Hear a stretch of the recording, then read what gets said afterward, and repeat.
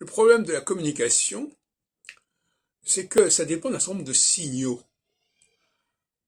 et que ces signaux ne sont pas forcément captés par tout le monde. En France, par exemple, on a des signaux extrêmement faibles, mais qu'il faut percevoir, qu'il faut capter. Par exemple, un sourire, ça prend un quart de seconde, un sourire. C'est une sorte d'éclair. Si vous ne captez pas le sourire, vous ne captez pas le message. Et donc, pour que vous captiez le message, il faut qu'il soit exprimé lourdement. Bonjour, s'il vous plaît, etc. Et donc ça, c'est une dépense d'énergie considérable à tout point de vue.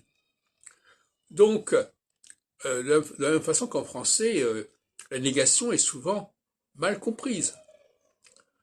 Elle est beaucoup moins forte que dans d'autres langues.